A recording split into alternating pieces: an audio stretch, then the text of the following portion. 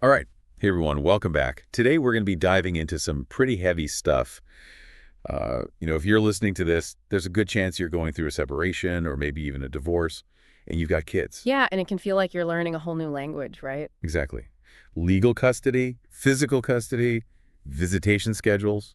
All these terms that sound so official, so intimidating. Yeah, but they're actually really important to understand because they directly impact your kids and your relationship with them. Absolutely, and that's what we're here for today, to break it all down in plain English. So, you can make informed decisions that are truly in your child's best interest.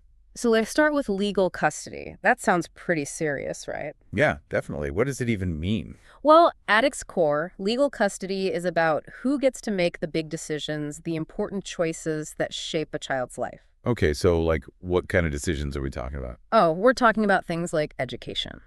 So, which school will they go to? Public, private, charter? Right, right.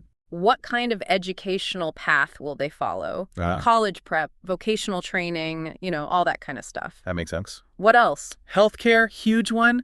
Choosing doctors, making decisions about treatments. Yeah, those are big. And even religious upbringing can fall under legal custody. Wow. So it's not just the day-to-day stuff, it's really the big picture stuff. Exactly. The long-term decisions that have a lasting impact on a child's life. So if, let's say, a child needs a specific medical treatment, the parent with legal custody is the one who has the final say. That's right. Now, there are two main types of legal custody: shared legal custody and sole legal custody. Okay, so break those down for me. What's the difference? With shared legal custody, both parents have equal say in those big decisions. So it's a team effort. Okay. Let's say you're trying to decide if your child should switch schools, right? Yeah. In a shared legal custody situation, both parents would need to sit down, talk it through, weigh the pros and cons, and come to a decision together. So it really requires communication, cooperation. It does. It requires putting the child's needs first and Yeah. being willing to compromise. Right. Okay, so what about sole legal custody? Sole legal custody means that one parent has the decision-making power without needing the other parent's input or approval. Okay, got it. So shared is like teamwork, and sole is more like one parent takes the lead. Yeah, that's a good way to put it. Now, even within shared legal custody, there's this interesting concept called spheres of influence. Spheres of influence. Okay, that sounds a little, I don't know, mystical or something. I know, right? Like zones of power. Zones of power, I like that. Basically, it means that even though parents share legal custody, they might have different areas of expertise or involvement in the child's life. Okay. So maybe one parent is really, really involved in the child's education. They're helping with homework every night. They never miss a school event. They're really in that sphere. Yeah, makes sense. The other parent, maybe they're more focused on the child's health and well-being. Okay, so even though they're sharing the legal custody, they kind of divide and conquer based on their strengths or what they're, good at or more interested in. Exactly. It's all about customizing the custody agreement to play to each parent's strengths and make sure the child's needs are met in all areas. I like that. Okay, so legal custody is the big picture, the long-term game plan, but what about the day-to-day? Like, where does the child actually live? That's where physical custody comes in. It's all about the child's primary residence, their home base. Where does the child hang his hat?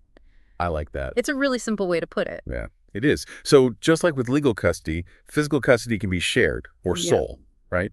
You got it. Shared physical custody means the child splits their time between two homes. They're living with each parent for a significant portion of time. Okay. And it's important to remember that shared physical custody doesn't have to mean a perfectly even 50-50 split. Oh, really? Nope. It's about what works best for the child and for the family. Okay, so it can be adjusted based on, maybe work schedules or, different situations like that. Exactly. It's about making sure the child has quality time with both parents, even if the time split isn't perfectly equal. And then you have sole physical custody. Right. That's where the child lives primarily with one parent and the other parent typically has visitation rights or scheduled time with the child. Okay, got it. So it sounds like whether we're talking about legal custody or physical custody, there really isn't a one-size-fits-all solution here. Absolutely not. What works for one family might not work for another. Every family is different. Every kid is different. Right. So it's all about figuring out what works best for your specific situation. Exactly, and that's why understanding these terms is so important. It gives you the knowledge to advocate for what's truly best for your child and for your family. And it's a lot to think about. It is. But now that you have a better understanding of what legal custody and physical custody actually mean, what factors do you think are going to be most important for you when making these decisions? What feels right for your kid, for your family? It's a tough situation, but just by taking the time to learn and understand, you're already doing great. That's right. Keep it up. And we'll be back next time with more on this topic. But until then, Take care. see ya.